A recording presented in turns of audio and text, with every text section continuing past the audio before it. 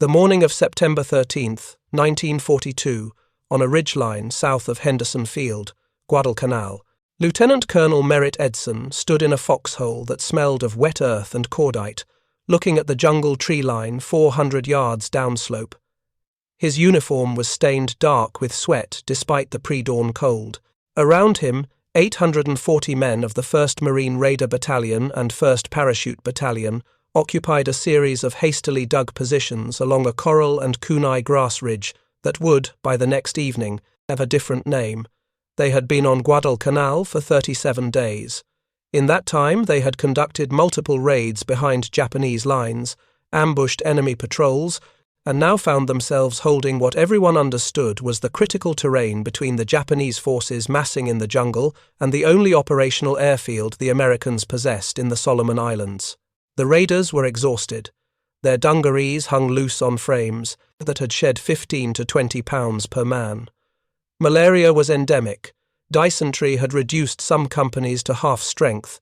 They subsisted on 2 meals per day of captured Japanese rice, supplemented with whatever sea rations could be brought forward. Japanese intelligence officers, analyzing captured documents and interrogating prisoners taken in earlier skirmishes, had compiled assessments of these Marine raiders.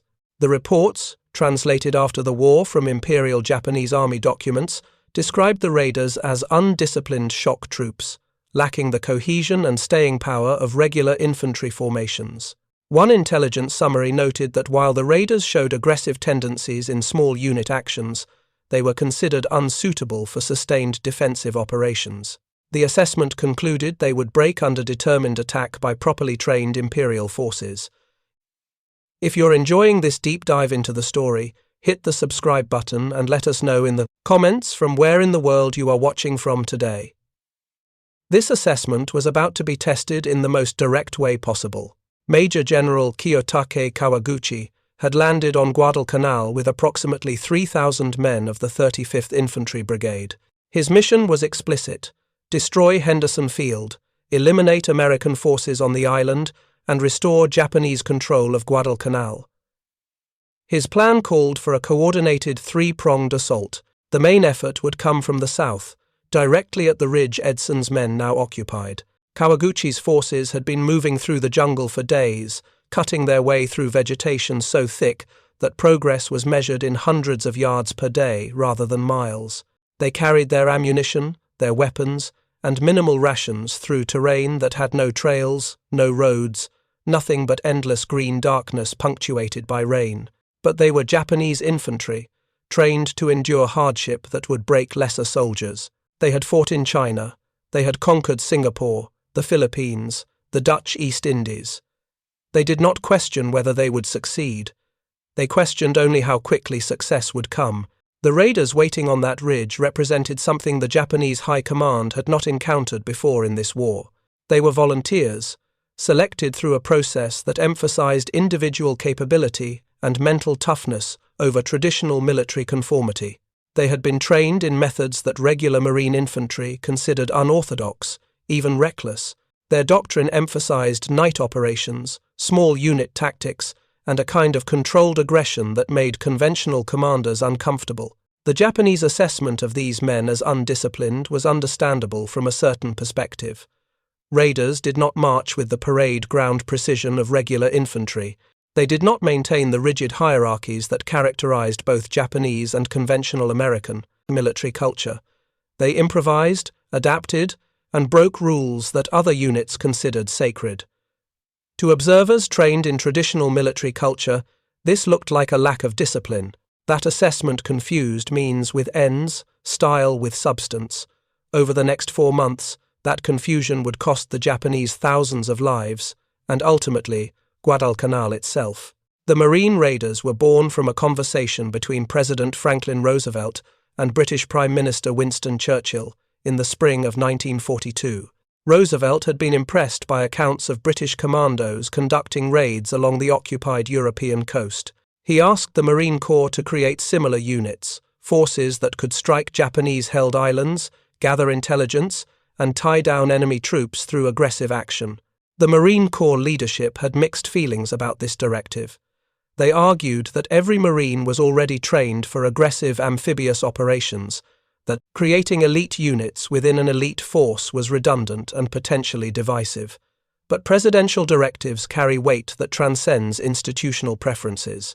In February 1942, the 1st Marine Raider Battalion was activated at Quantico, Virginia, under the command of Lieutenant Colonel Merritt Edson. Edson was 44 years old, ancient by infantry standards. He had served in Nicaragua in the 1920s and early 30s, leading patrols through jungle terrain against guerrilla forces. He understood small unit tactics, night operations, and the psychological dimensions of irregular warfare. He was also a strict disciplinarian who believed that true discipline came not from rigid adherence to arbitrary rules, but from internalized standards of performance and mutual trust between leaders and subordinates. The selection process for raiders was rigorous. Volunteers underwent physical testing that exceeded standard Marine requirements. They marched 25 miles with full combat load. They swam in full uniform. They completed obstacle courses designed to identify men who would continue moving forward when exhausted, in pain, and confronted with apparent impossibility. Perhaps more importantly, they were evaluated for mental characteristics: initiative, adaptability, the capacity to function independently when separated from higher command. Training emphasized skills that regular infantry covered minimally or not at all. Raiders spent weeks learning demolitions, not just how to emplace charges, but how to improvise explosives from available materials. They practiced small boat operations, learning to navigate rubber rafts through surf and land silently on hostile shores. They trained extensively in knife fighting and hand-to-hand combat, close-quarters skills that would prove essential in jungle warfare, where visibility was measured in feet rather than hundreds of yards. They learned to navigate without maps, using terrain, features, the sun, and dead reckoning to find their way through unfamiliar country. They practiced living off the land, identifying edible plants and water sources, moving through wilderness without leaving obvious trails. They conducted night marches and night attacks until moving in darkness became natural rather than terrifying. By the time the 1st Raider Battalion completed training in May 1942, they were the most comprehensively prepared infantry unit in the American military for the kind of warfare they would face in the Pacific. Japanese infantry training followed completely different principles, rooted in different assumptions about warfare and the nature of discipline. The Imperial Japanese Army emphasized absolute obedience to orders, endurance of physical hardship as a spiritual exercise, and the subordination of individual survival to unit objectives. Japanese infantry trained to attack with bayonets, closing with the enemy regardless of casualties. They trained to hold defensive positions until death rather than withdrawal. They trained to view surrender as dishonor worse than death itself. This training produced soldiers of remarkable physical toughness and moral courage. Japanese infantry could march farther, carry more weight, and endure worse conditions than almost any contemporary force. They would attack positions that other armies would consider impregnable. They would continue fighting when surrounded, outnumbered, and out of supplies. These were genuine strengths, capabilities that had won Japan stunning victories across Asia and the Pacific in the first months of the war. Japanese military intelligence operated under certain assumptions about American fighting qualities, assumptions derived from cultural analysis, observation of American society, and early combat experience. These assumptions were not arbitrary prejudices. They were analytical conclusions drawn from available evidence, interpreted through the lens of Japanese military culture. American society was understood to be individualistic, materialistic, and soft. Americans were seen as people who valued comfort and personal safety over collective obligation. This was not entirely wrong as observation. American forces did demand better living conditions than their Japanese counterparts.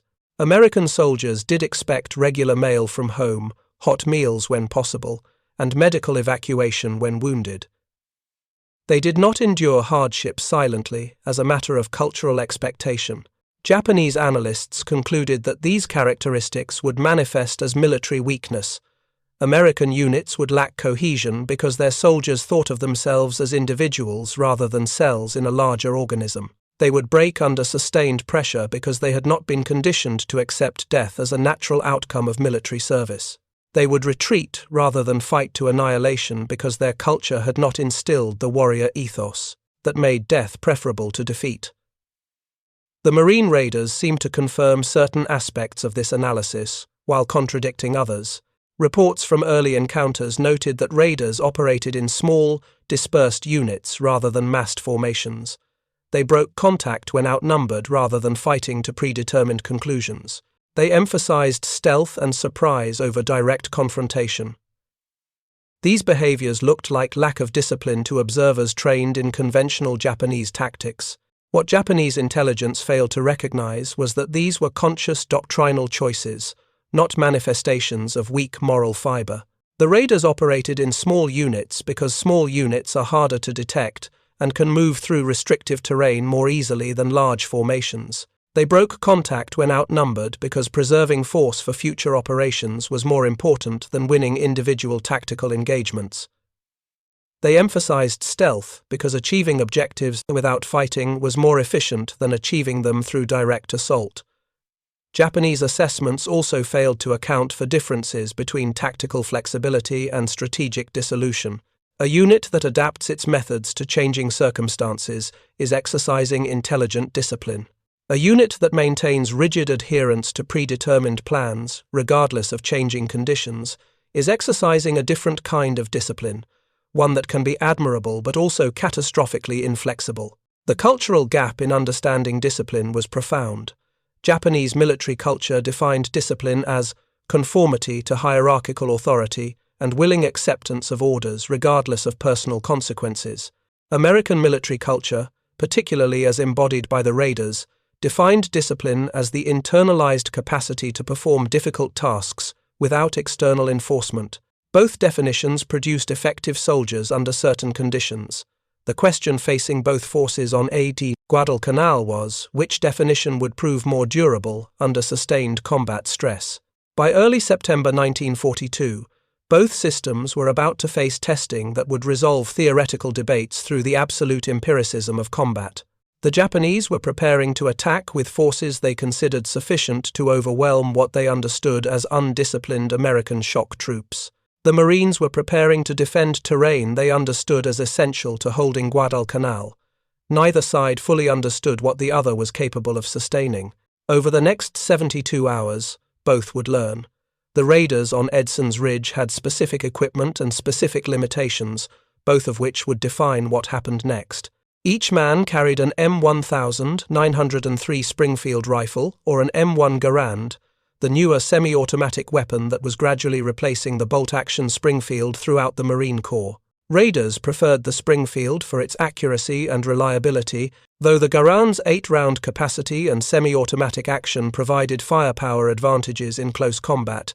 Ammunition supply was critical and constrained. Each rifleman carried 80 rounds in his cartridge belt and bandoliers, plus whatever additional ammunition he could stuff into pockets.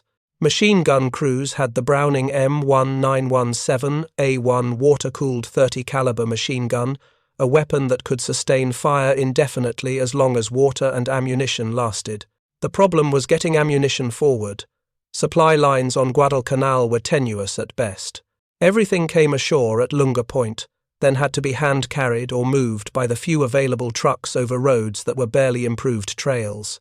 The ridge itself offered minimal defensive advantages beyond elevation and fields of fire. There were no prepared positions, no fortifications, nothing but hastily dug foxholes connected by shallow communication trenches. The coral substrate made digging difficult. Men scraped out depressions using entrenching tools, then reinforced them with logs cut from the kunai grass and whatever sandbags could be filled with the thin tropical soil. Food was a constant problem. The official ration was 2 meals per day, but actual distribution was irregular. Sea rations, when available, provided canned meat, crackers, and powdered coffee or lemonade. Captured Japanese rice supplemented American supplies, though eating enemy rations created its own psychological dimension. Some men refused to eat Japanese food on principle. Others ate whatever was available and stayed functional. Water came from the Lunga River, and had to be treated with halazone tablets that left it tasting of chlorine and chemicals. Men learned to drink it anyway. Dehydration in the tropical heat was more dangerous than the intestinal parasites the tablets were meant to kill. Medical supplies were limited to what battalion aid stations could maintain: plasma for treating shock, morphine for pain, sulfur drugs for infection, bandages and surgical tools for the corpsmen who would crawl forward under fire to treat wounded men where they fell. The Japanese forces moving toward the ridge had their own material reality, equally constraining but differently manifested. Kawaguchi's men carried the Type 38 Arisaka rifle, a bolt-action weapon firing a 6.5mm cartridge. The rifle was accurate and reliable, though its smaller caliber meant less stopping power than the American .30-aught 6-round. Each soldier carried 120 rounds of ammunition in stripper clips, plus grenades and personal equipment. Japanese infantry traveled light by necessity and doctrine. Each man carried his weapon, ammunition, a blanket, minimal personal items, and 5 days of rations.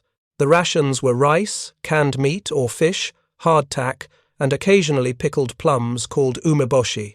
Total combat load was approximately 40 to 50 pounds, compared to 60 to 70 pounds for American infantry. This lighter load allowed Japanese troops to move faster through jungle terrain, though it meant they were dependent on shorter supply lines and had less staying power in extended operations.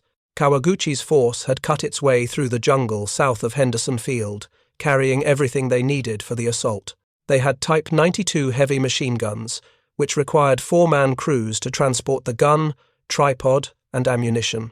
They had grenade dischargers, light mortars that could fire small explosive shells in high arcs over vegetation and terrain obstacles. They had explosives for demolishing obstacles and limited artillery support from guns that had been manhandled into positions covering likely avenues of attack. What they did not have was adequate intelligence about the terrain they would be attacking across or the dispositions of the forces defending it. Japanese reconnaissance had been limited by American air superiority from Henderson Field and by the difficulty of moving through the jungle without being detected. Kawaguchi knew approximately where the American positions were, but he did not know their depth, their strength, or how they were organized. Both forces approached the coming battle with incomplete information and constrained resources. The Japanese assumed they were attacking positions held by disorganized American forces who would collapse under determined assault. The Marines knew they were defending critical terrain against an enemy who had demonstrated willingness to attack regardless of casualties. Neither side understood how the next 72 hours would fundamentally reshape their understanding of what the other was capable of sustaining. The evening of September 12, 1942, Japanese forces began their approach march, moving through the jungle in columns that stretched back thousands of yards. They moved quietly, with discipline born from years of training. Scouts led each column, followed by riflemen, then machine gun crews, and mortar teams. Officers moved with their units, swords at their sides, prepared to lead from the front when the assault began. The first Japanese probe came at 2,100 hours, on September 12th. Small groups of soldiers emerged from the jungle below the ridge, testing the American positions, trying to identify strong points and gaps in the line. Marine sentries held fire until the Japanese were within 100 yards, then opened up with rifles and machine guns. The probe withdrew after 20 minutes of scattered fighting. Edson understood what was happening. This was reconnaissance by fire, probing attacks designed to map the defensive positions before the main assault. He moved along the line, checking positions, talking to his company commanders, ensuring ammunition was distributed, and everyone understood the plan. The plan was simple: hold the ridge. If positions became untenable, withdraw to successive defensive lines, rather than being overrun, but hold the ridge. At midnight, the real attack began. Japanese infantry emerged from the jungle in organized waves, moving upslope toward the Marine positions. They came shouting, some screaming, "Marine, you die!" in English, others simply yelling battle cries meant to intimidate and overwhelm. They fired as they advanced, muzzle flashes creating a moving line of light across the dark hillside. Marine riflemen engaged targets as they appeared. The Springfield and Garand rifles fired methodically, aimed shots at visible targets. Machine guns traversed across the advancing lines, firing in controlled bursts to conserve ammunition and prevent barrel overheating. The water-cooled Brownings maintained a steady rhythm, the sound distinct from the sharper crack of rifles, a mechanical hammering that spoke of industrial capacity translated into suppressive fire. The Japanese reached to within 50 yards of some positions before the intensity of fire forced them to ground. They took cover behind rocks, fallen, logs, slight folds in the terrain. They returned fire, trying to suppress the Marine positions. Grenade dischargers lobbed small explosives into the American lines. Men were hit, screamed, or died silently depending on where they were struck and how their nervous systems processed catastrophic trauma. The first assault lasted 40 minutes before the Japanese withdrew to regroup. Marine casualties were light, a few wounded, no positions overrun, but ammunition expenditure had been heavy. Machine gun crews counted remaining belts. Riflemen redistributed cartridges from the dead and wounded to men still in fighting positions. Corpsmen moved through the positions, treating wounds by flashlight, shielded by ponchos to prevent giving away positions. The second assault came at 0200 hours. This time, the Japanese concentrated on a narrow section of the line, attempting to achieve breakthrough through mass rather than dispersed pressure. They came in larger numbers, moving faster, accepting casualties to close with the American positions. Some reached the Marine foxholes. Hand-to-hand fighting erupted in several locations, men grappling with bayonets, knives, entrenching tools, anything that could kill at arm's length. A Marine corporal named Walter Burak found himself fighting a Japanese soldier in his foxhole. The Japanese man had jumped in with his bayonet extended. Burak blocked the thrust with his rifle, then drove the butt of his weapon into the soldier's face. The man went down. Burak shot him twice with his M1911 pistol, then climbed out of the foxhole because it now contained a body, and he couldn't fight effectively, sharing that confined space with a corpse. Lieutenant Colonel Edson was everywhere the line threatened to break, moving between positions under fire, directing reinforcements, ordering withdrawals when positions became untenable, personally carrying ammunition forward when runners were killed or wounded. He maintained radio communication with division headquarters, requesting artillery support, updating situation reports, ensuring that everyone understood the raiders were still holding even as they gave ground. The third assault came just before dawn. The Japanese committed everything they had left after 2 failed attacks, throwing themselves at the Marine positions in waves that absorbed casualties and kept coming. They were shouting, screaming, some were singing military songs. They believed they were winning, that one more push would break through, that the Americans were on the verge of collapse. The Marines were exhausted. They had been fighting for 6 hours. They were running low on ammunition. They had casualties they couldn't evacuate because moving in the dark meant exposing yourself to fire from both sides. Some positions had been overrun and retaken twice. Some foxholes contained multiple dead from both sides, men who had killed each other in close combat and fallen together. But they did not break. The line contracted, pulling back from untenable forward positions to successive defensive lines Edson had prepared. But it did not disintegrate. It remained coherent, organized, capable of delivering coordinated fire. Machine guns that had fired thousands of rounds were still functioning. Riflemen who had expended their basic load were firing ammunition taken from casualties and resupply brought forward by runners. The defensive line held. If you find this story engaging, please take a moment to subscribe and enable notifications. It helps us continue producing in-depth content like this. Dawn on September 13th brought a lull in fighting but no respite. Japanese dead lay scattered across the slopes below the ridge, some within yards of Marine positions. The raiders counted their own casualties, 27 dead, nearly 100 wounded.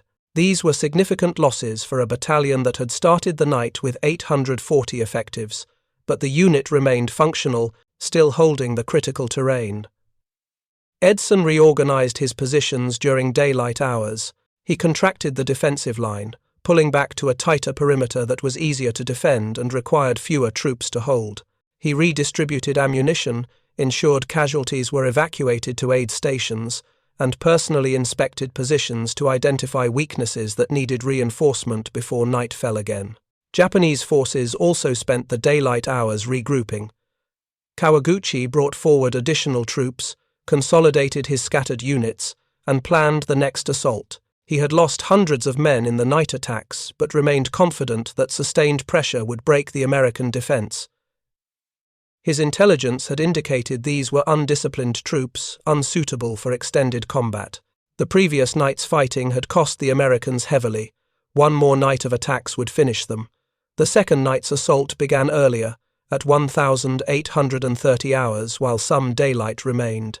Japanese forces approached through the jungle and across open ground, attempting to use the fading light to close distance before Marine riflemen could engage effectively. The Marines held fire until the Japanese were committed to their assault routes, then opened up with every weapon they had.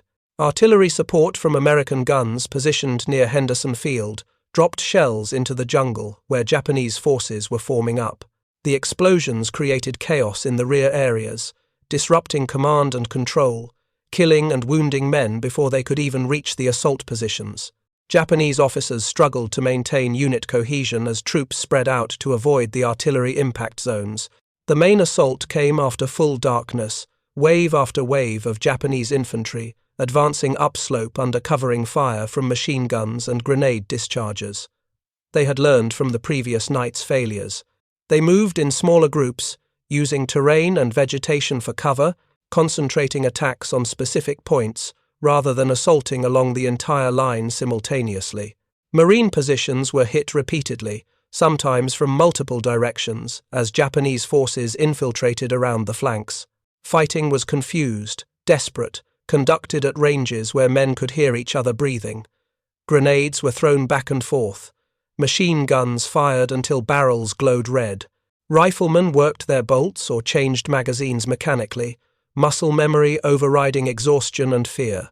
A Marine private named Robert Leckie, who would later write extensively about his Guadalcanal experience, found himself fighting in darkness so complete he couldn't see his own hands. He fired at muzzle flashes, at sounds of movement, at shadows that might have been Japanese soldiers or might have been jungle vegetation moving in the wind.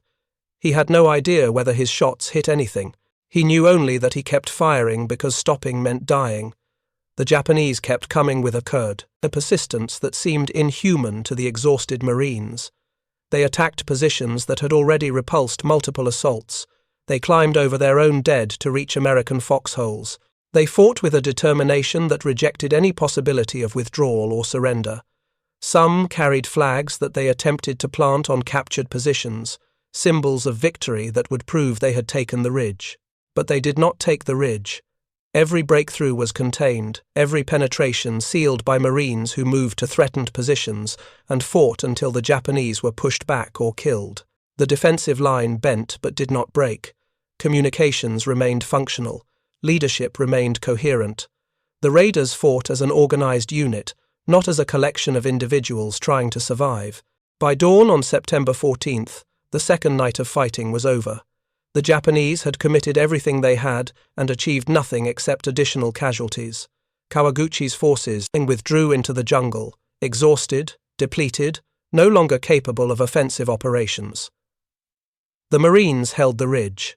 They had held it for 2 nights against an enemy who was supposed to break them through sustained assault. They had not broken.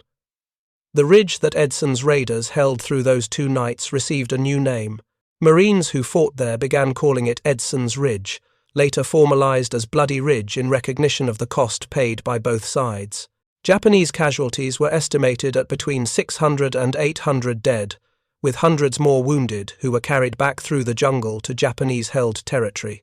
Many of the wounded would die from their injuries in the days and weeks that followed, lacking adequate medical facilities and supplies. Marine casualties for the 2 nights of fighting totaled 103, including 47 dead and 56 wounded seriously enough to require evacuation. These numbers represented roughly 12% of the effective strength that had defended the ridge. For a military unit, 12% casualties in 2 days of fighting constitutes heavy losses. the kind of attrition that can break unit cohesion and combat effectiveness. But the 1st Raider Battalion did not break. On September 15th, the day after the second night's fighting ended, the Raiders were still occupying defensive positions, still capable of offensive operations if ordered. They had absorbed casualties that would have rendered many units combat ineffective and remained a functional fighting force. This was the physical proof that contradicted Japanese assessments of American staying power. The defense of Edson Ridge had immediate strategic consequences. Kawaguchi's defeat meant the Japanese had committed their best available troops to retaking Henderson Field, and failed. The airfield remained in American hands.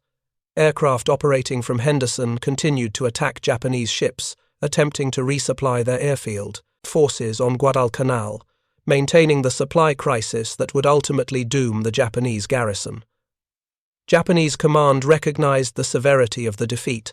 Kawaguchi was relieved of command, replaced by Lieutenant General Harukichi Hyakutake, who arrived on Guadalcanal in early October, with additional troops and orders to succeed where Kawaguchi had failed.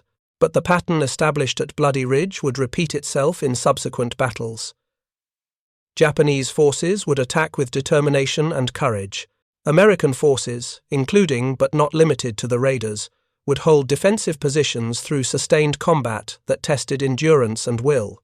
The Raiders themselves continued fighting on Guadalcanal until December 1942, conducting patrols, defending positions, and participating in operations to expand the American perimeter around Henderson Field. They took additional casualties during these months, losing men to combat, disease, and simple exhaustion. Malaria infected nearly every man in the battalion at some point. Dysentery was endemic. Fungal infections rotted uniforms and equipment. The tropical environment was as much an enemy as Japanese forces. In December, the 1st Raider Battalion was withdrawn from Guadalcanal and sent to Australia for rest and reconstitution. They had been in continuous combat or combat-ready status for 4 months. They had participated in the Tulagi landing, the Tasimboko raid, the defense of Bloody Ridge, and dozens of smaller actions. They had demonstrated that American forces could sustain extended operations under conditions that Japanese planners had assumed would break them. Lieutenant Colonel Edson received the Medal of Honor for his leadership during the defense of the Ridge. The citation specifically noted his courage under fire and his ability to maintain unit cohesion during critical moments when the defensive line was threatened with breakthrough. Multiple other raiders received Navy Crosses, Silver Stars, and other decorations recognizing individual acts of heroism during the 2 nights of fighting. But the real legacy of Bloody Ridge was not in the medals awarded or the casualties inflicted. It was in the demonstration that Japanese assessments of American fighting qualities were fundamentally wrong. The Raiders had proven they could hold terrain under sustained assault. They had proven they could absorb casualties and continue fighting. They had proven that their apparent lack of conventional discipline masked a different kind of discipline, one based on internalized standards rather than external enforcement. Japanese forces on Guadalcanal continued fighting until February 1943, when the last organized units were evacuated from the island. During those months, American forces expanded their perimeter, brought in additional troops and supplies, and gradually wore down Japanese resistance through attrition and isolation. The pattern established at Bloody Ridge repeated across the island. Japanese forces would attack, American forces would hold, and the cumulative effect of these tactical stalemates was strategic defeat for Japan. Japanese military intelligence began reassessing American fighting capabilities after Guadalcanal. Reports from survivors of Kawaguchi's brigade and from other units engaged on the island painted a picture that contradicted pre-war assumptions. American forces were not breaking under pressure. They were not retreating when faced with determined attack. They were holding positions, absorbing casualties, and maintaining organized resistance even under conditions of extreme hardship. These reassessments circulated through Japanese military command structures slowly and incompletely. Institutional resistance to revising fundamental assumptions about enemy capabilities is common in military organizations, particularly when those assumptions are tied to cultural beliefs about relative fighting spirit and moral superiority. Accepting that American forces could match Japanese endurance meant accepting that material advantages might prove decisive, that industrial capacity might matter more than warrior ethos. Some Japanese officers drew the correct conclusions. They recognized that American forces had staying power equivalent to or exceeding Japanese forces, that American logistics and supply systems allowed sustained operations that Japanese forces could not match, that technological advantages in areas like radio communication and close air support multiplied the effectiveness of American ground units.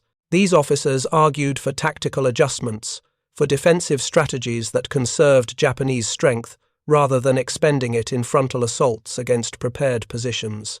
But these voices were minority opinions within a command structure that remained committed to offensive operations and decisive battle. The doctrine of attacking regardless of casualties, of accepting heavy losses to achieve breakthrough, remained dominant through 1943 and into 1944. Japanese forces continued launching attacks similar to those that had failed at Bloody Ridge, achieving similar results. Heavy casualties, tactical failure, strategic attrition. The cost of these repeated failures was cumulative and ultimately catastrophic. Japan entered the Pacific War with approximately 200,000 trained infantry in its army and naval landing forces. These were professional soldiers, men who had completed years of training and often had combat experience from China. Replacing them required time, resources, and training infrastructure that Japan did not have in sufficient quantity.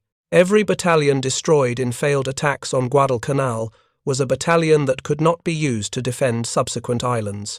Every experienced soldier killed attacking American positions was replaced by a recruit with minimal training who would be less effective in combat. The mathematical reality of attrition warfare became increasingly obvious as the war progressed. Japan was losing its best troops in battles that achieved nothing except buying time. The Marine Raiders, meanwhile, evolved and expanded. The success of the 1st Raider Battalion led to formation of additional Raider battalions, eventually constituting 4 battalions organized into 2 Raider regiments.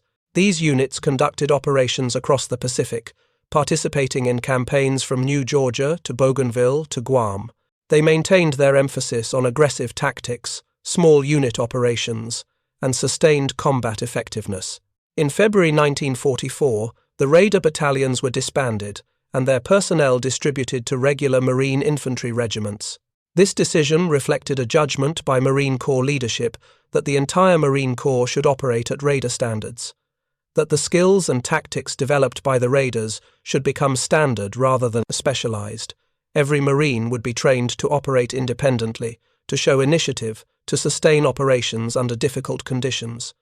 The Raiders had demonstrated what was possible, now that capability would be institutionalized across the force.